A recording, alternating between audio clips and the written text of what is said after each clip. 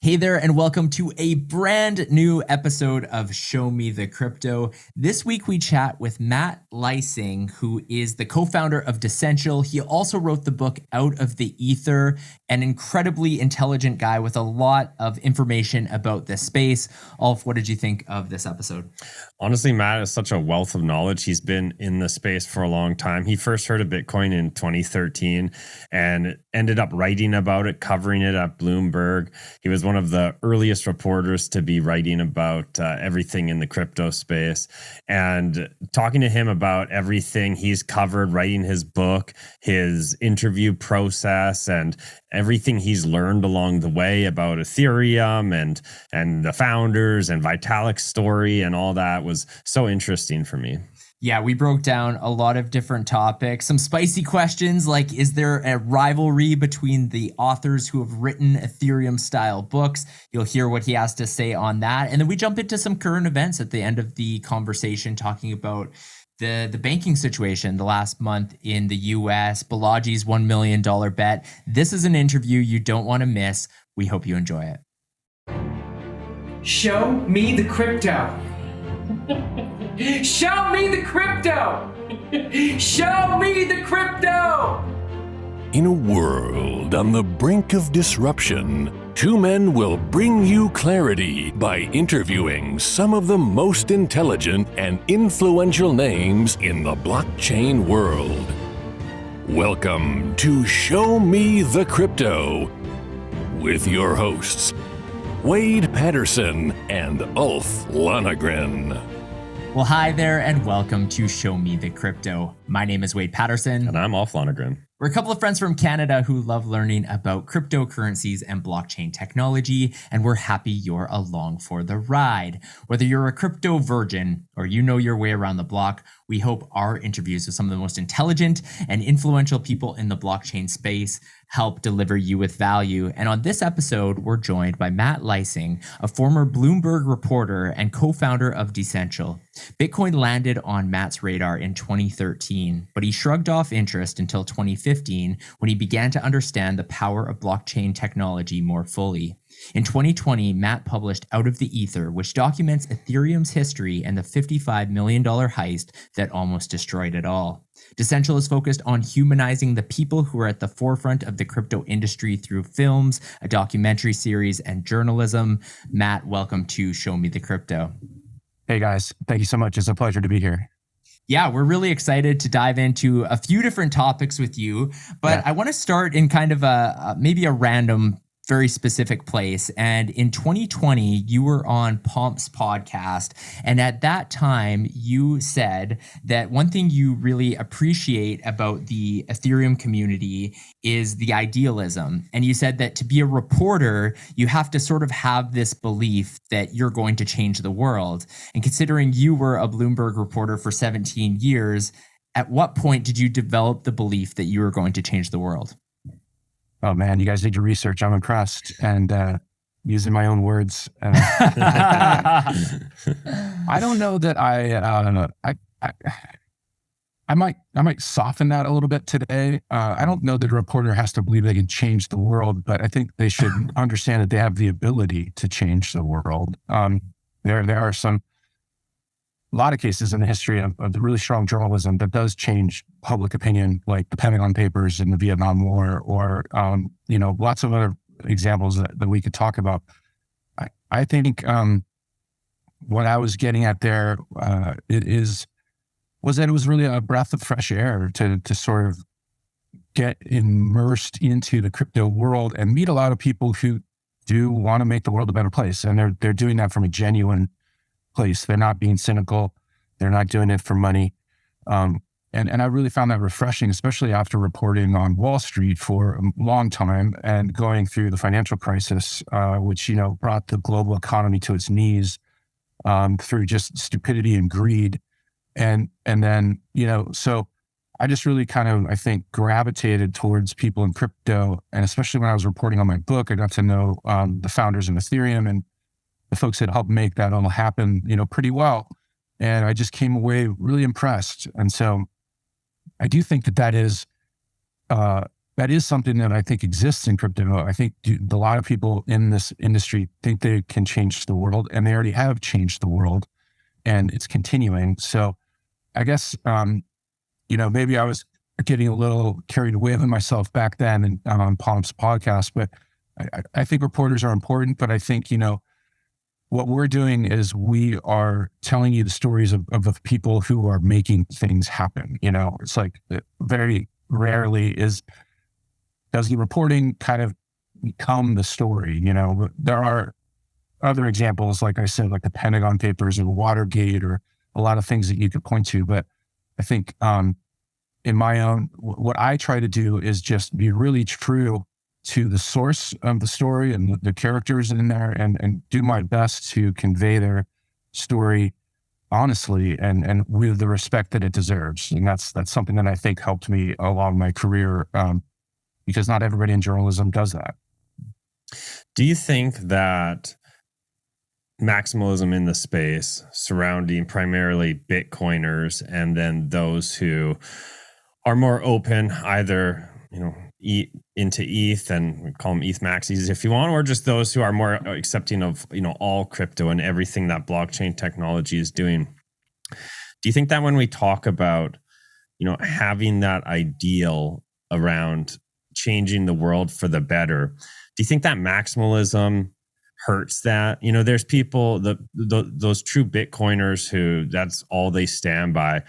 Do you think they're sort of holding back on changing the world in a better way? Or do you think through their eyes that Bitcoin is the positive direction in changing the world? And I ask that only because obviously Ethereum and these other blockchains bring so much more to the space and how you can build and everything that's happened since the start of Ethereum. So I'm curious to get your take on that. Yeah, I think maximalism in any form is not really a good look for crypto. I have never really understood why Bitcoin maximalists think the be all and end all of, a distributed peer-to-peer censorless or censorship resistant system is Bitcoin. There's so many, like you mentioned, there's so many other ways that this new system can be implemented, like Ethereum, Avalanche, Polkadot, name whatever other smart contract kind of blockchain you want. So I think that I think a lot of it is just people getting worried about their bags, and just wanting to pump the price of Bitcoin because maybe they've put all their money into it. Because from a rational point of view, I don't understand why, like, Bitcoin is awesome as a payments network, right? It's a global payment network that can't be stopped by corporations or countries. That's amazing. But that's really all it is.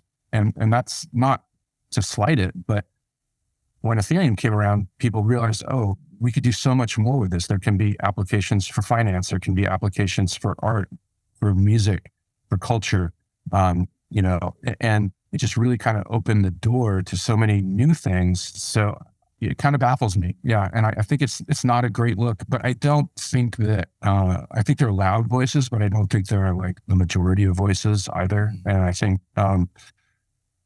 as time goes on, the current thing about maximalists on the Bitcoin side was they were dinging, Ethereum for unlocking, all the staked ETH that is behind the proof of stake network now with the Shanghai upgrade. That just happened, and ETH prices, like they were like, oh, you're going to see everything crash, and they were being very negative. ETH is actually up, and so like they did the proof of stake merge back in September without a hitch. It was almost boring, and that's like a huge technical advancement right there that they did in real time that was executed perfectly. And it's like, so I just watching this, I'm like, well, what's the next thing maximalists are going to get upset about? And then let's just watch the Ethereum community just roll it out and just do like they've been doing, and it's like, I just don't see that there's a lot of there, in that opinion. And I love getting your take on that, but I do want to just bring it back to now your story a bit in regards to crypto. So I'm curious, you discovered Bitcoin in 2013, but you didn't really dive deep into it for some time. Can you sort of tell us that journey in more detail from when you first learned and heard about Bitcoin to then how it became a part of your life and where you are today in the space? Yeah. I remember having, somewhat drunken arguments with my friends about Bitcoin back then. They were in San Francisco, and I just didn't understand how a digital currency, I was like, it's just ones and zeros. How can that have value? I didn't understand it, and I dismissed it.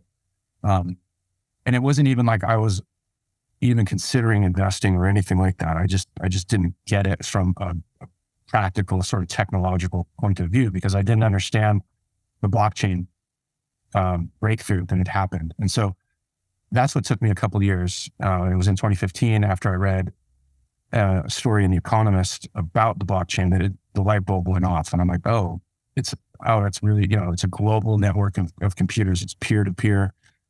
There's no middleman.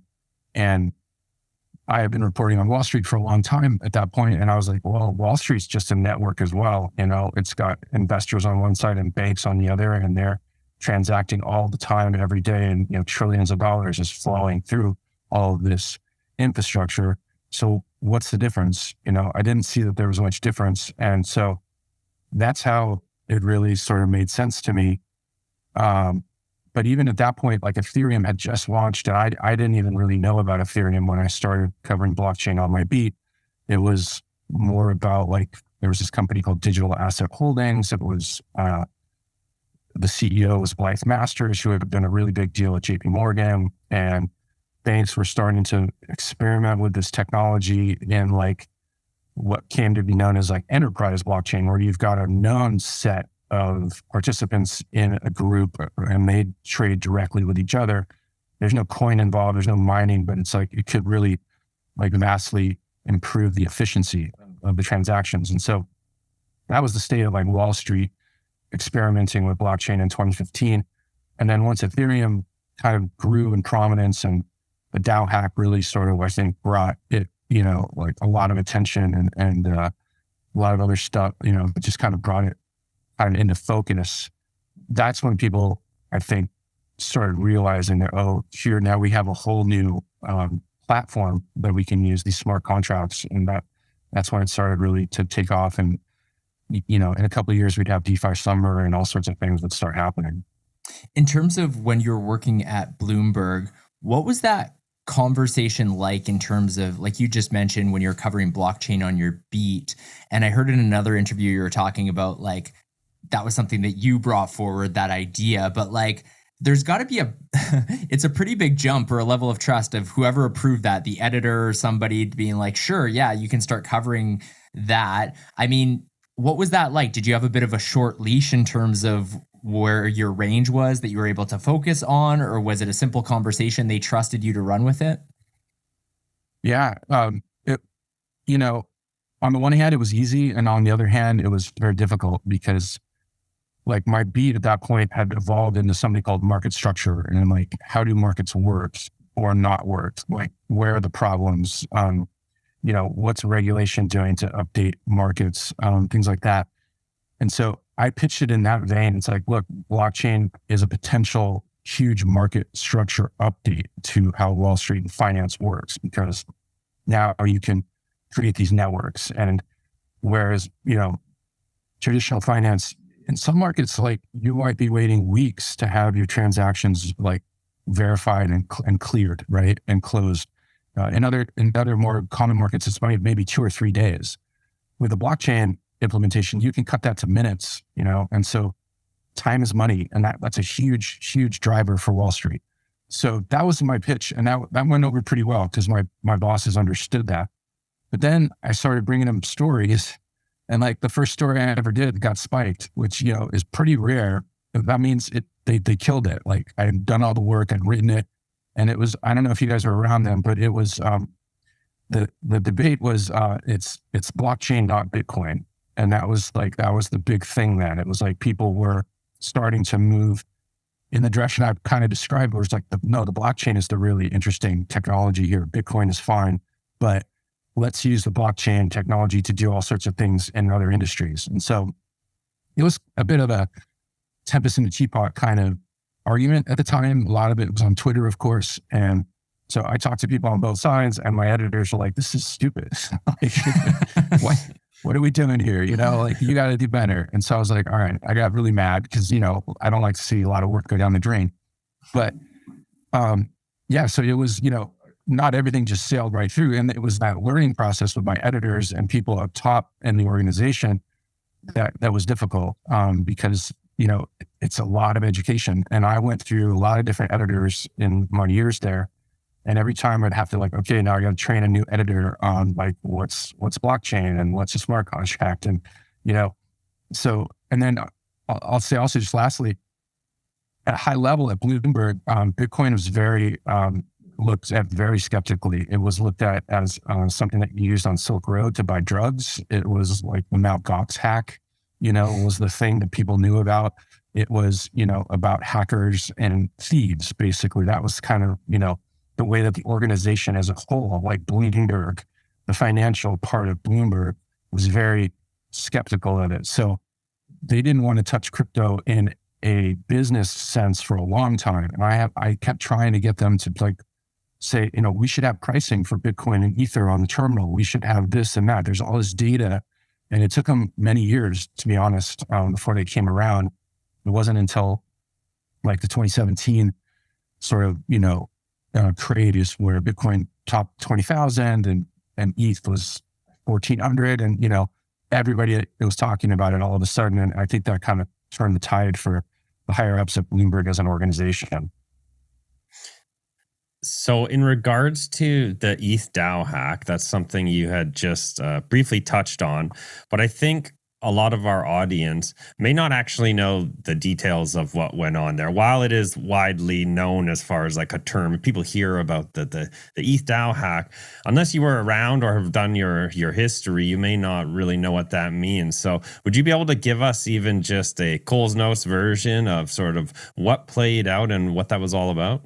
Yeah, for sure. And I love it. This must be a Canadian thing, Coles Notes, because in the US it's Cliff Notes. So I don't know. I don't know if they're brothers. Probably is. What's going on. Yeah. All right. Yeah. So a real high level version is the DAO was this thing. It's like in venture capital, you have a firm that's got a lot of money. And you go as a startup to that firm and you pitch them your idea and you say, I want to do XYZ in blockchain. And they like your idea. They're like, okay, here's a $5 million check. Go make your idea and we'll check in with you along the way. The DAO was a way to decentralize that. And the idea was, let's have a contract where you can buy into it, and invest into the contract with your Ether, and you get some tokens in return. And now we've got a big pot of Ether where projects can come to the DAO and say, here's my idea. And the token holders will vote on that idea. And if the vote passes, then that project will get some of that Ether to go away and build their startup, right? To code and to build the infrastructure they need for it. So they ended up raising $150 million worth of ETH in this DAO in like 6 weeks' time in 2016, which was way more than anyone thought was going to happen. The founders of it thought it might be 5 million tops, maybe 10 if they got lucky. $150 million.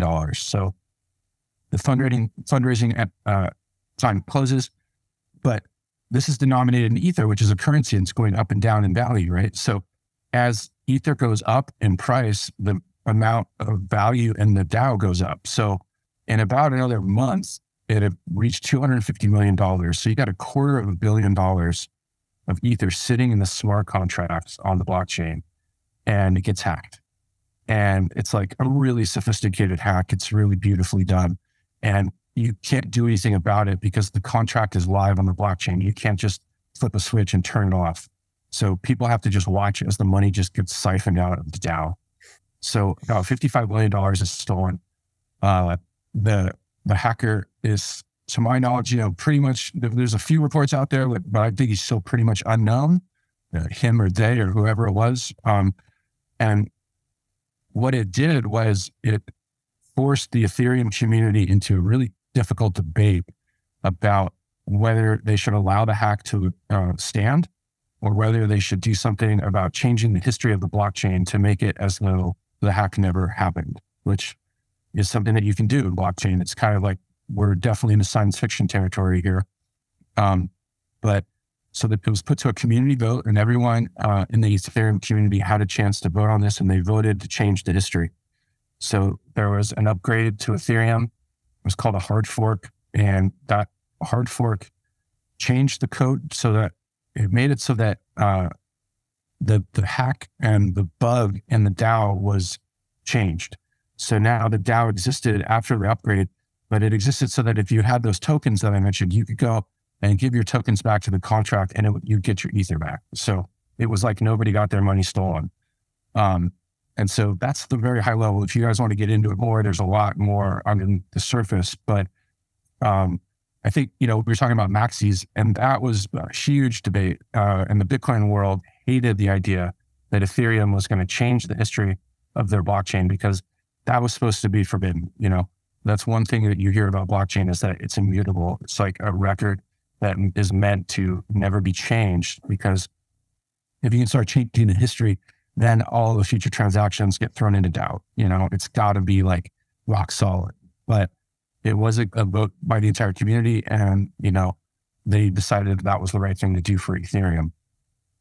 Yeah, while I don't want to stay on this subject for too long, I would love to get your take on some of those repercussions that came after the DAO hack, and then the subsequent hard fork and everything that played out thereafter.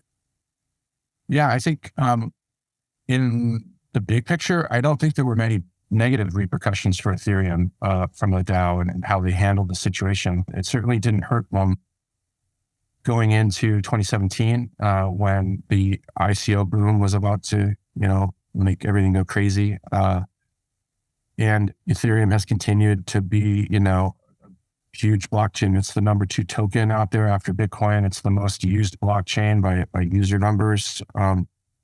But, it was a perilous moment in their history. And I think a lot of people weren't sure that they were going to survive this very public, theft and the very public debate about how to move forward after it. I think that there was a lot of strong opinions in the Ethereum community at that time. It certainly wasn't, everybody was in favor of the hard fork. A lot of prominent people came out against it. But I guess, I think it was just so early in the Ethereum history, and it was important to a lot of folks. And let's not forget, pretty much everyone in Ethereum at that point had some of their money in the DAO, and it might have been stolen, so they wanted to get their money back. And so there was definitely also some personal sort of motives, I think, behind the choice to make that vote. But,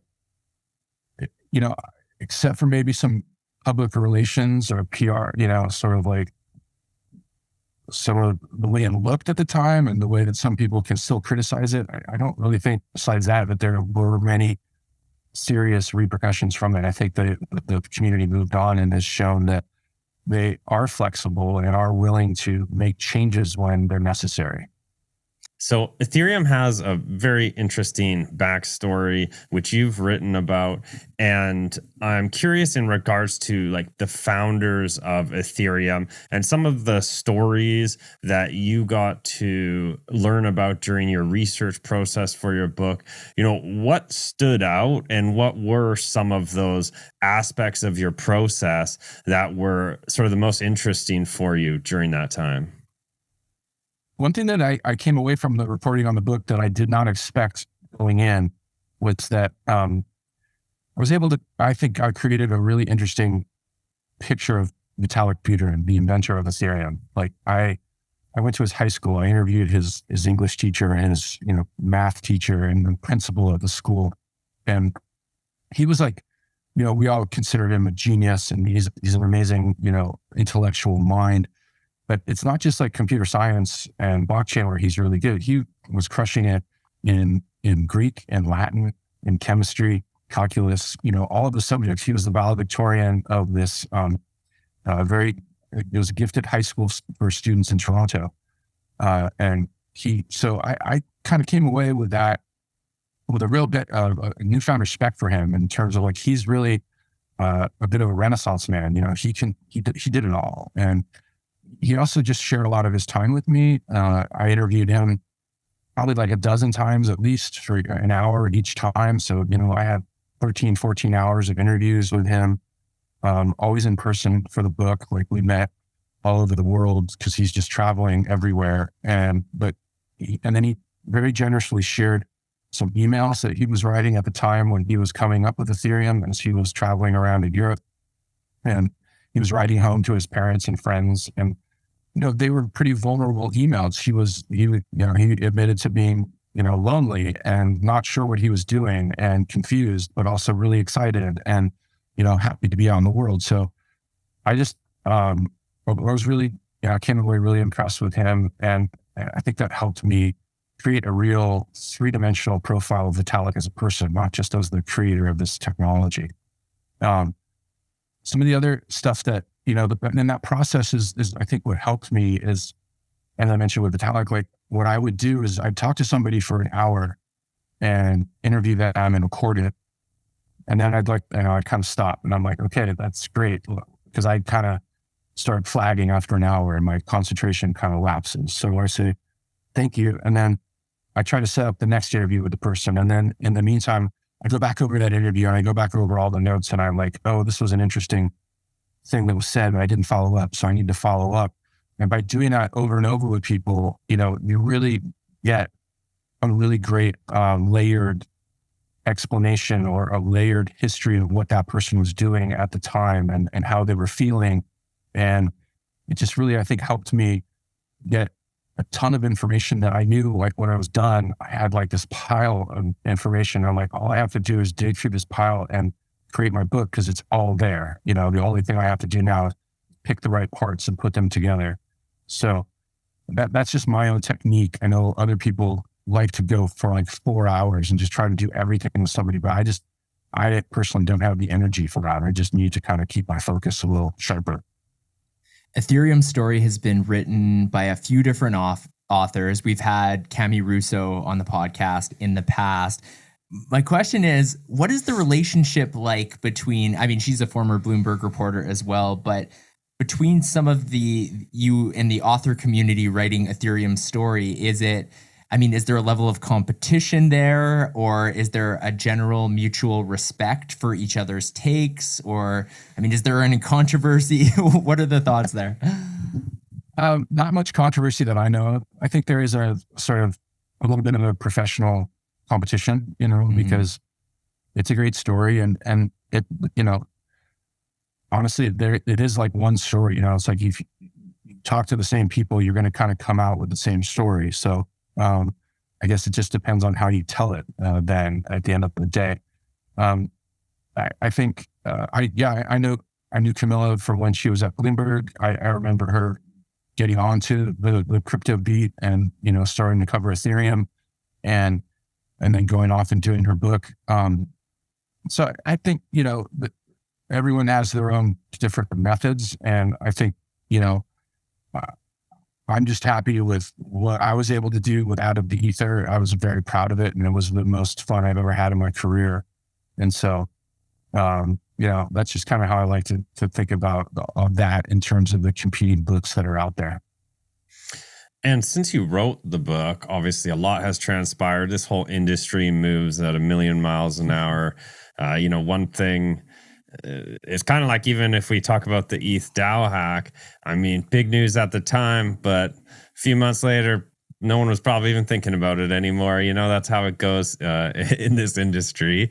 And yep. I'm curious though, with Ethereum in particular, a lot has changed. And what are your thoughts on the evolution of where it started to where it is today with, all of the improvements in their technology, some of their merges, proof of stake, all that stuff?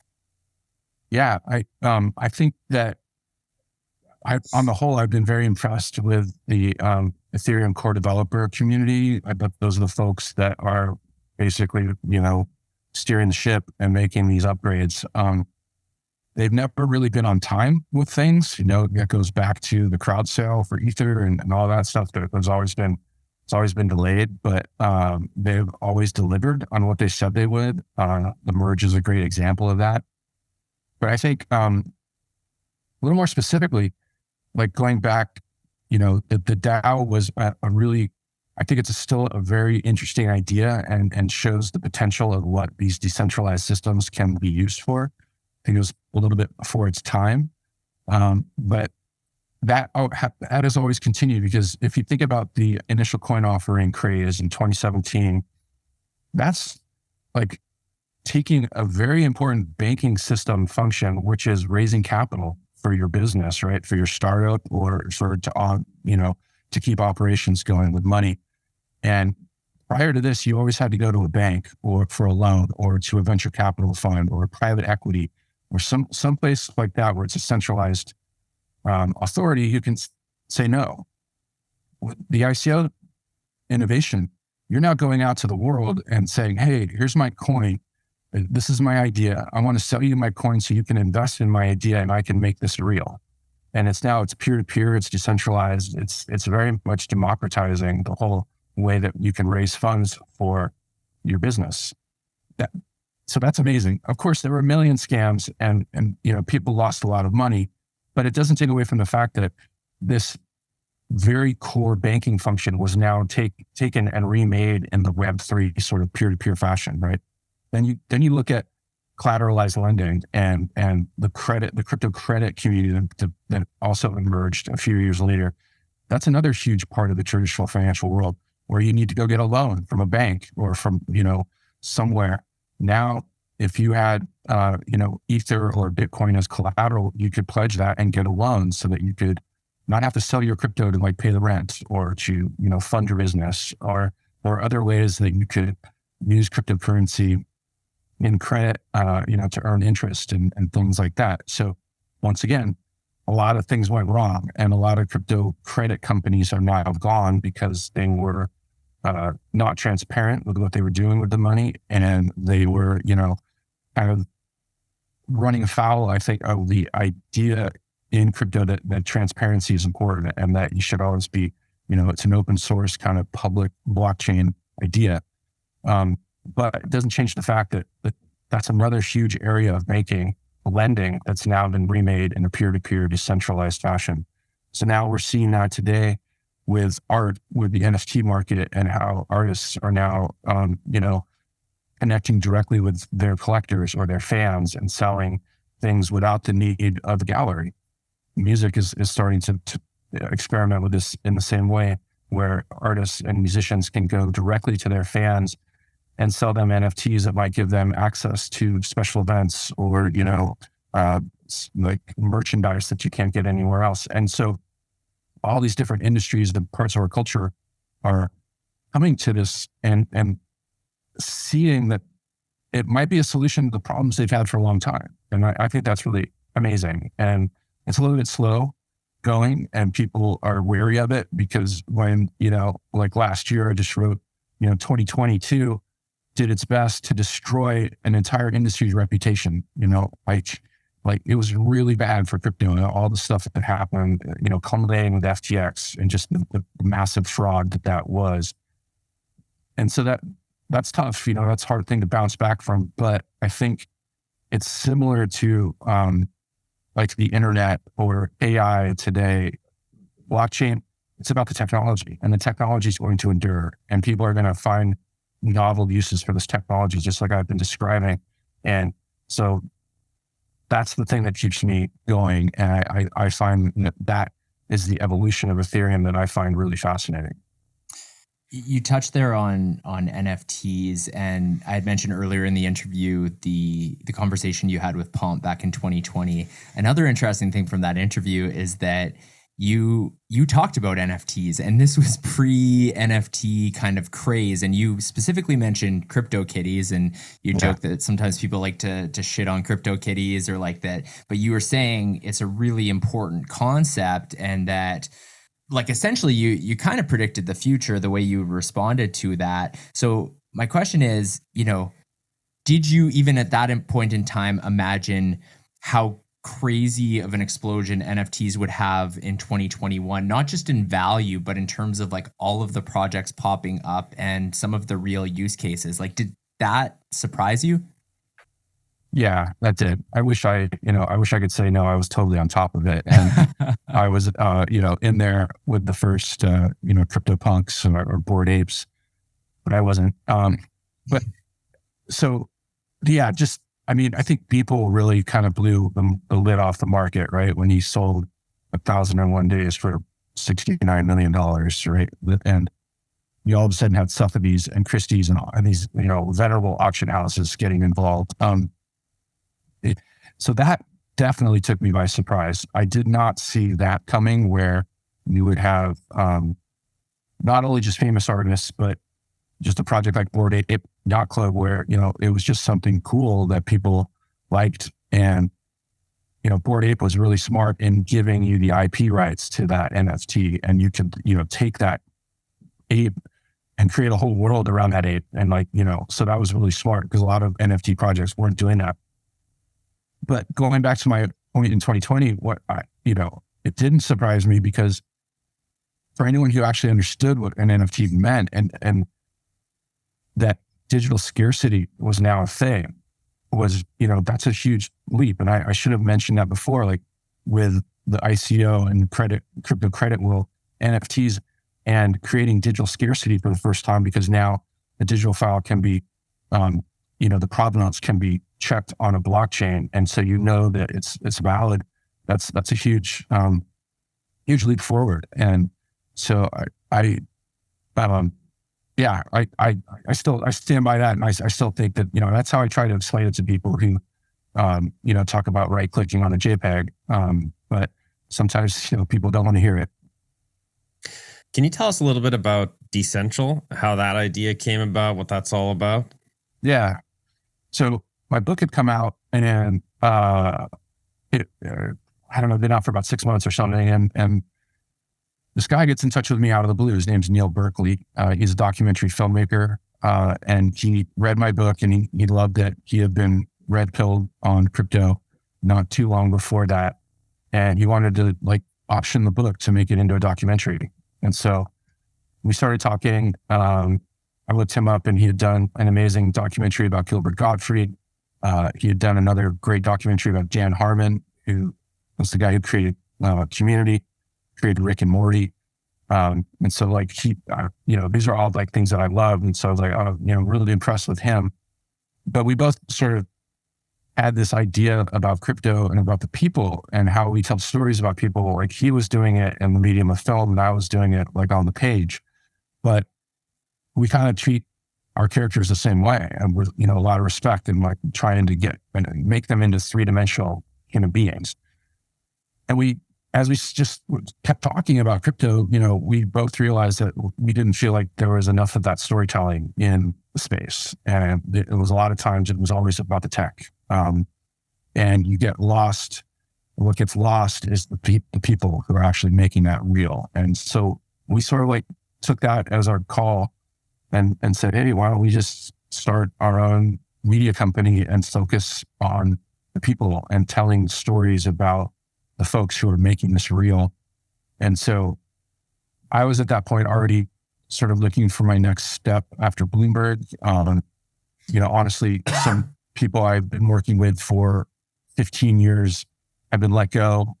And, Bloomberg is the kind of place where when you get to a certain seniority in recording, it's not, it's possible that they're just going to one day say, thanks, but you're out. Because they can hire 2 reporters for the salary you're making. And so I kind of read the writing on the wall, and also just wanted to do something new and wanted to challenge myself and take a risk, because I don't feel like I'd done that for a long time. And so we just took the leap, and we've been doing it. We went live in October of 2021.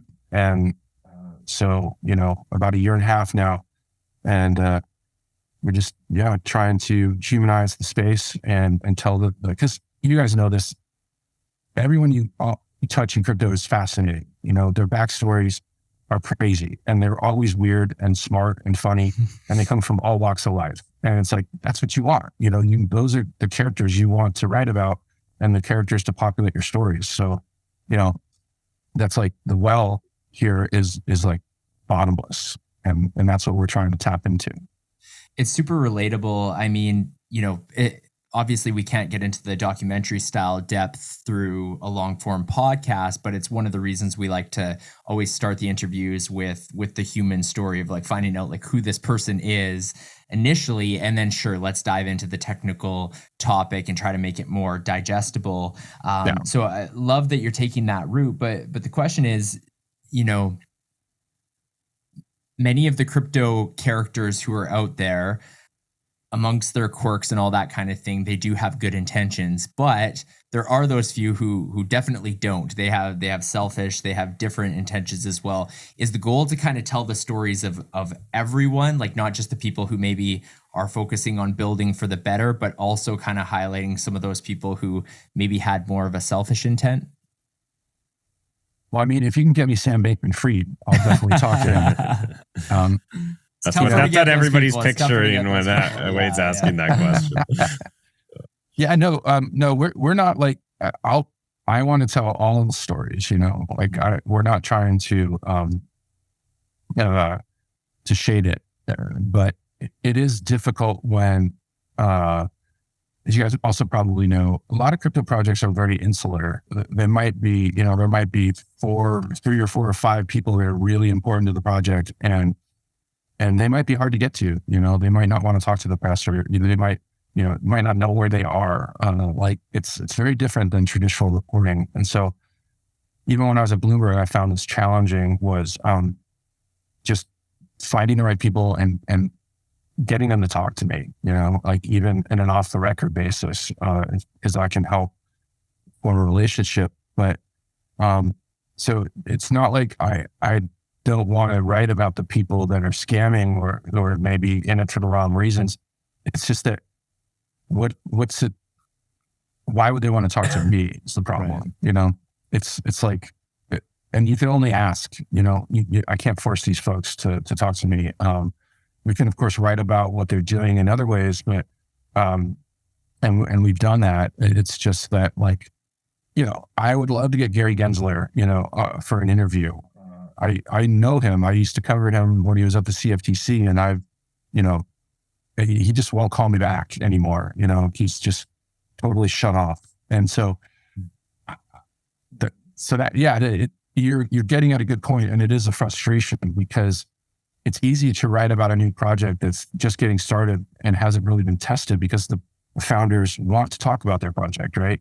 And so those tend to be the ones that get more attention because the people are willing to sit down with you and explain what they're doing and be interviewed and all that stuff. Whereas the folks that are ragging you on, something, have no reason to talk and are probably very difficult to find in the first place. So it is a frustration of mine, but that's just sort of the reality. Yeah, it's easier to talk about the technology and the projects in the space because obviously that's marketing for those projects. But when it comes to the people who build those projects, it is just by nature one of these spaces where a lot of people, a lot of the time they even are anonymous, so you might not even know who they are. And if they're not anonymous, they still might want to keep their privacy to themselves. So you really got to find like that, PR front-facing person, and that's not always easy to come by in this area. Yeah, totally agree. Yeah.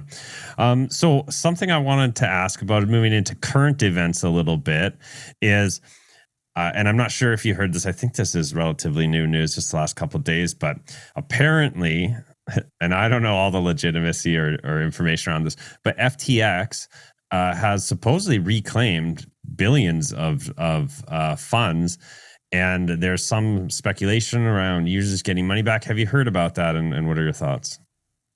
I haven't heard about that specifically. I do know that they're obviously in a very structured bankruptcy proceeding, and they've got an interim, CEO. So what I do know from just general bankruptcy is nothing is going to go anywhere without the court approving it and it going through that process. It's not like FTX has agency anymore. Right. They're basically a ward of the state is a way of thinking of it. And so I know people are anxious about that. If we could just put a PSA in here, like I always try to do, please don't leave your money on an exchange. There's no reason to leave your coins there.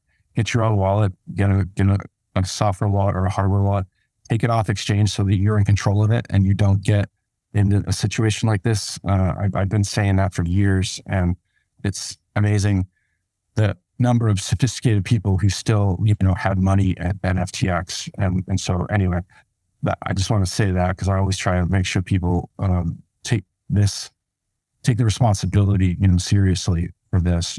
But back to the court proceeding, I know people want to get their money back and they're anxious, but that is going to be a process that's worked out through the courts, and it's going to be, very deliberate.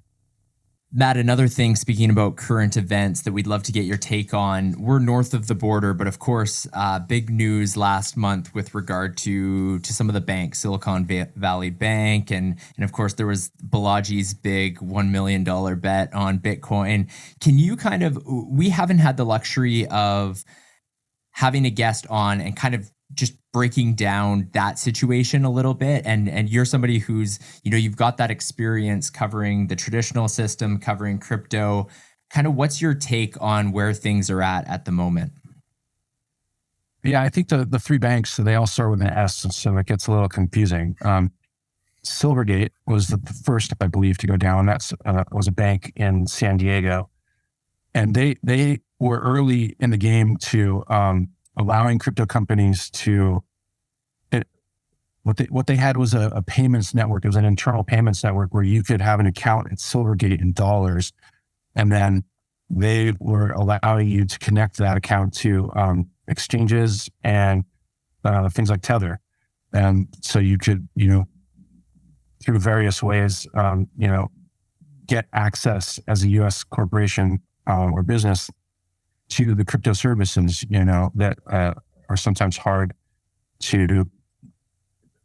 It's hard. They're not an on-ramp for dollars, right? Like you have to be in crypto already to access them. But what Silvergate did was it allowed you to start with your bank account in dollars and then migrate that over to crypto. In their case, it seems like it was just a sort of like a good old-fashioned bank run. It just seems like people in Silicon Valley started whispering about Silvergate and that you should get your money out. And then there were a few senators like Senator Warren and some others that wrote some letters to them, questioning their risk management practices, which in my opinion, and I've written about this in our newsletter, is crazy. Like you really, the one thing you should not be doing if there's a potential for bank run is undermining confidence in that bank, because it's only going to make the bank run more likely. So that, but of course it failed. Nobody got hurt. I think everything was smooth, and it just wound down, which I think is a good thing. It shows that the system there and in place for when banks fail worked in this case. Let's see, Silicon Valley Bank was a little bit different because it was, it was holding money, for a lot of like tech funds, and it had some money from Circle, for example. So, you saw when the Silicon Valley Bank started wobbling, Circle's US dollar coin depegged for a little while and then went back up. But, to be honest, I'm not like super deep into these things right now, but I think, the main thing here is, I think there's a thread that the U.S., from the Treasury, the Fed, the SEC, I think they have put the word out to banks in the United States that if you're going to work with crypto companies, you better be careful, and you might want to think twice about it. And we're going to make it harder for you to do that. And I think it's working. And what I find disappointing about that approach is that it feels very backroom to me. It feels like something that was agreed upon out of the public view without the potential for the public to comment on this or to make its case that, why shouldn't crypto get banking services? What's your reason for that? Is it because people lose money? Well, people lose money all the time in the financial world. I can't list of financial frauds that has occurred, as long as your arm, and yet the banking system is there for those companies. So why is crypto different? And the other one you asked about was not the banks, but Balaji's bet, the $1 million. This one made me laugh. This is like when, as a reporter, there's two sides of me. It's like there's the rational side of me, like this is complete bullshit. What is he thinking? There's absolutely no way Bitcoin's going to $1 million in 90 days. And then there's the other side of me. It's like, oh, this is a great story. Who doesn't want to read about this crazy bet? And so, it's kind of like the angel and devil on my shoulder. I feel like he wanted to change the narrative. I think he wanted to, get a lot of attention, and he certainly did. I think he's willing to pay $1 million for it. And, to be honest, I think that's a drop in the bucket for him. So I don't think this is ever a serious idea of his. I know a lot of people in crypto think that the US dollar is going to hyperinflate and go away. That's not happening. I don't see that ever happening. I think there is a good chance that the US dollar might not be the reserve currency of the world in a while. We're seeing a lot of moves by China, and, the dollar and its link to the global oil market is, that's what's established the dollar as the global reserve currency, because you can only buy oil in dollars. But I do believe that there are certain Middle Eastern countries that are now selling oil for Chinese yuan. I might be wrong about that, but I think that's happening. So that's like kind of the chink in the armor for the dollar.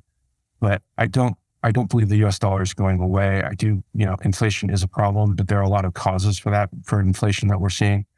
But, so that's one of the more wacky, I think, corners of the crypto market, is this idea that crypto is going to replace the current systems when they fail. I don't think that's happening. I think what they are doing is creating an alternative to the current systems that I believe are still going to continue to operate. And there's just going to be an alternative that's distributed and peer-to-peer, like we've been talking about. So we're getting to the end of this, and we've had a lot of great conversations around, where your introduction to crypto was, and a lot around the technology and really the evolution of the space. But I'm curious, and you kind of actually were just talking a little bit about the future, but I'd like to dive in a little more and ask you, what are some bold predictions you have for the space in the coming years? I think what's really been interesting and invigorating in crypto is with the NFT craze that brought in a whole new group of people in the form of digital and visual artists. And these are really interesting, creative folks that were not really part of the conversation in the crypto world before that, but now they are. And I think it's made the whole conversation much richer, much more interesting. Who doesn't love a wacky artist, right? And now they're like getting rich off of NFTs, and they can like sustain themselves and not have to have a day job. And that's great. So then moving that forward, we're starting to see this in music as well. And we've been writing a lot of DeCential about how artists are trying to reimagine the record label artist relationship, and trying to get rid of like the huge disparity in power that exists there, where the record label gives you some huge loan and then you have to pay them back over the years, and you never end up making any money off of your music sales, and that forces you to go tour. And then COVID hits and you can't tour, and you're like, oh my God, what are we doing? And so in a way, all of those factors are really driving a lot of musicians to think about different ways of doing what they love.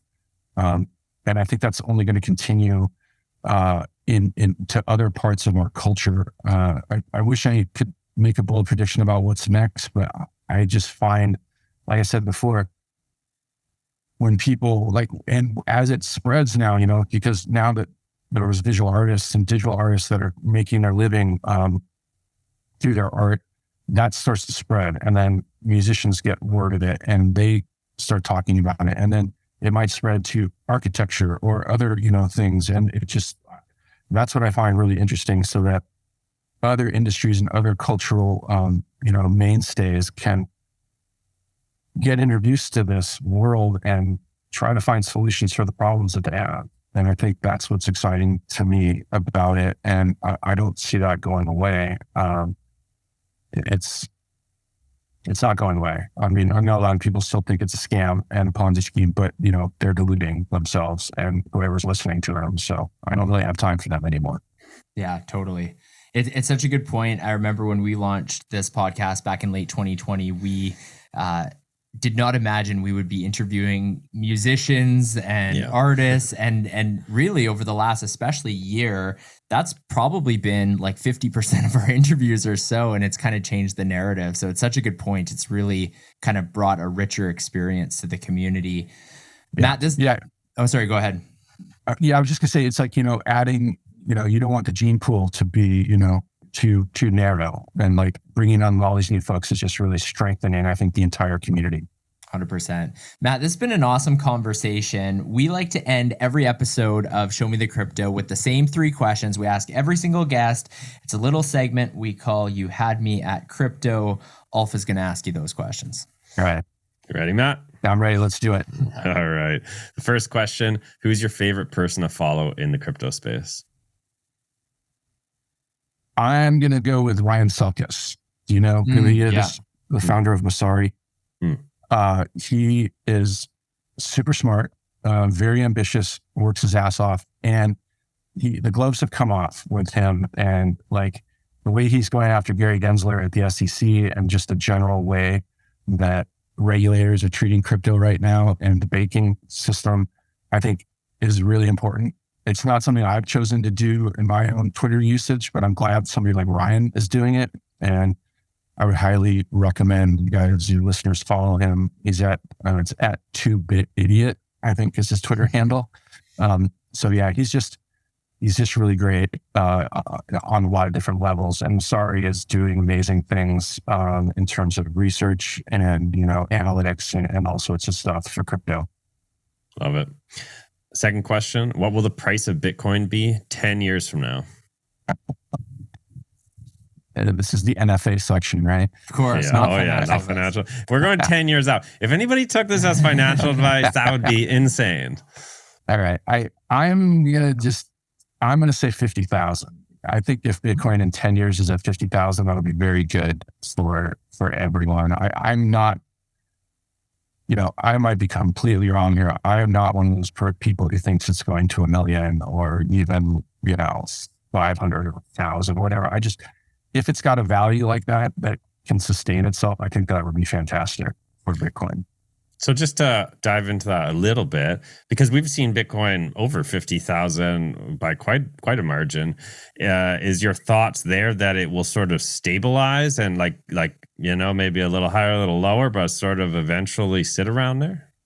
I think that would be great, don't you? I mean, one of the things that's a knock on crypto is the volatility and not wanting to hold, like if you're selling products for Bitcoin, you probably don't want to hold that Bitcoin you just earned because it go down, right? So you need to sell it. But if it matured and there was more stability in the price, I think that would be a good thing. Cool. All right. And the third question, what is the most underrated project in the crypto space? All right. I'm going to be a little controversial here and say Tether. And wow. I am going to be, controversial because in my past reporting, I did a lot of, questioning reports on whether Tether had the money it claimed to have. And I broke the story that they've been subpoenaed by the CFTC back in 2017 or whenever that was. And so I was very skeptical of Tether and how they were operating and, whether they were just making stuff up, and so I think over the years, though, and this is something that has brought me around to this conclusion, is when everything was going bad in 2022 last year, and stable coins like Terra Luna were failing, and the crypto credit companies were going down, and all sorts of things. Tether was like there, and they were like, nothing happened to them, and they are now claiming to have $80 billion, in their reserves. And so with all the sort of like upheavals and craziness that's happened, I think the fact that Tether has still been there, and whether you believe them or not, or what, it's been a really important part of the crypto world for a long time, because as we touched on, for a long time, banks wouldn't service you and you couldn't get dollars into crypto. So Tether became like the quasi US dollar in the crypto space. And I just think the fact that it's weathered all the storms we've seen, it is certainly makes it underappreciated or undervalued, in my opinion.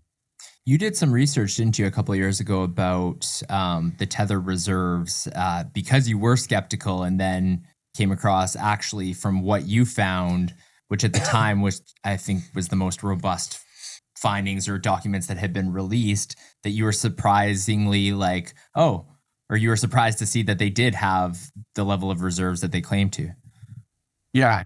I had finally gotten through to somebody who was a good source, and they were able to help me, and point to, here's some bank records, and here's, on the blockchain, you can see when new Tether's issued, and you can match it up. It's like, oh, we got this deposit of $100,000, and 2 minutes later, 100,000 Tethers were printed, and you can see it right here on Etherscan or whatever it was. So, yeah, that did. It surprised me, and it just made me, it's important to like just follow the story and not have preconceptions about what's going on, and just do your best to try to find people who can help you with, the truth. And so that was something that, and at the same time, the CFTC didn't really come after them about fraud or manipulation. It was about, bookkeeping stuff and I think some things that they had done.